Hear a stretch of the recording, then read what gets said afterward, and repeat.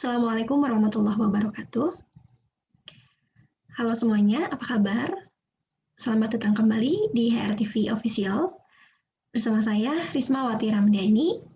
Kita akan belajar bersama-sama tentang teori graf. Dan pada bagian ini, kita akan membahas tentang blok dan subdivisi sisi. Baik, blok ya. Definisinya seperti ini. Suatu graf terhubung yang tidak memiliki cut vertex dikatakan blok. Masih ingat definisi dari cut vertex? Suatu cut vertex di G adalah suatu titik yang jika titik itu dihilangkan, komponen pada grafnya menjadi bertambah. Seperti itu ya. Nah, sekarang kita akan membahas tentang blok, di mana blok itu adalah, berdasarkan definisi ini, blok itu adalah suatu graf terhubung yang tidak memiliki cut vertex. Oke, kita akan mulai memberikan contoh ya. Pertama, perhatikan graf ini, graf G. Apakah G merupakan blok? Untuk itu, kita harus cek apakah G memuat cut vertex. Dan ternyata G tidak memuat cut vertex. Tidak ada cut vertex di G. Semua titik di G bukan cut vertex. Ya. Perhatikan kalau kita menghapus titik ini, ya, maka komponen atau unsur yang tersisa adalah 3 titik ini dan sisi ini yang masih terhubung. Seperti itu ya. Jadi titik ini bukanlah cut vertex. Begitu juga dengan titik ini. Ya, ketika kita hapus, komponennya menjadi pad dengan 3 titik ya, menjadi lintasan dengan 3 titik. Lalu jika titik ini dihapus pun demikian ya, sisa grafnya menjadi graf yang tetap terhubung seperti itu ya. Dan kalau kita hapus titik ini pun demikian ya. Penghapusan masing-masing titik tidak mengubah jumlah komponen. Dengan demikian setiap titik di sini bukanlah cut vertex. Oleh karena itu G tidak memuat cut vertex, maka kita bisa simpulkan bahwa G adalah suatu blok. Ya. Oke. Nah, selanjutnya perhatikan graf ini ya, apakah H adalah suatu blok? Oleh karena itu kita akan mengecek apakah H memuat cut vertex. Apakah ada cut vertex di H? Ternyata ada. Yang mana? Yang ini ya. Ini adalah suatu cut vertex di G, karena jika kita hapus titik ini, maka H min titik ini akan menjadi graf yang tidak terhubung, ya, yaitu titik ini, dan sisi ini, ya, seperti itu. Baik, sehingga H bukan suatu blok, karena H memuat cut vertex. Baik, nah, oke. Setiap blok yang memiliki sedikitnya 3 titik merupakan 2 terhubung. Oke, 2 terhubung. Kalian masih ingat apa itu 2 terhubung? Suatu graf dikatakan 2 terhubung jika konektivitasnya lebih besar sama dengan 2. Oke, ketika kita punya suatu blok dengan 3 titik, maka karena dia blok, maka dia tidak punya cut vertex. Ya, oleh karena itu konektivitasnya tidak mungkin 1. Ya, oke. Nah, oleh karena itu konektivitasnya paling tidak 2 gitu.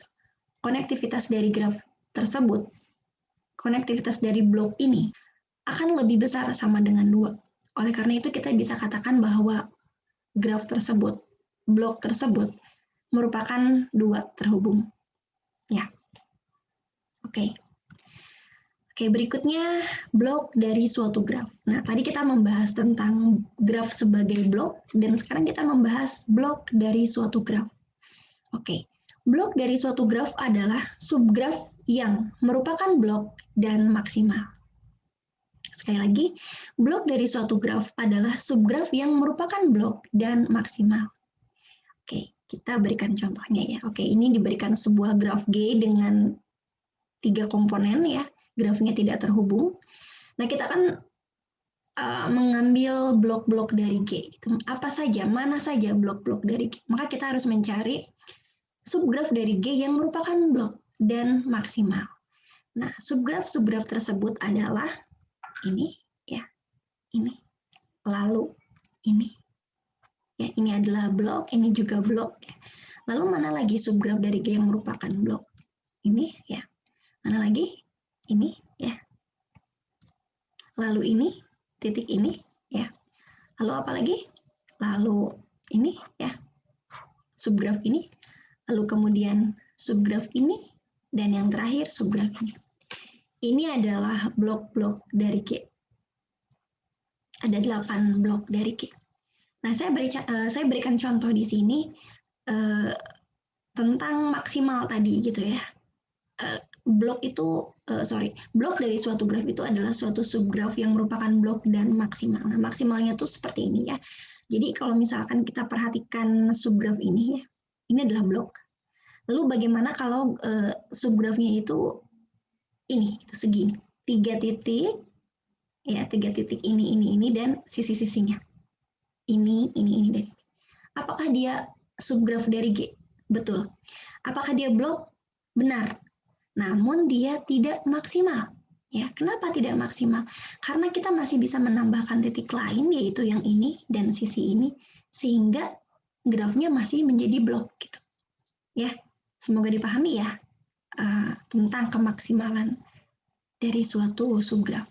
Ya, baik. Jadi seperti itu. Jadi ada 8 blok dari graf G ini. Ya, oke. Baik, selanjutnya kita akan membahas subdivisi sisi. Nah, suatu E dikatakan disubdivisi jika dia dihapus, sisi E-nya dihapus, dan digantikan dengan suatu lintasan dengan panjang 2 yang menghubungkan titik-titik ujungnya, titik-titik ujung dari si E. Kemudian, titik internal pada lintasan ini merupakan suatu titik baru. Oke, bisa dibayangkan, bisa dipahami?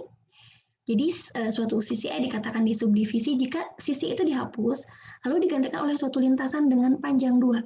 Lintasan dengan panjang 2 itu adalah lintasan yang banyaknya sisinya 2.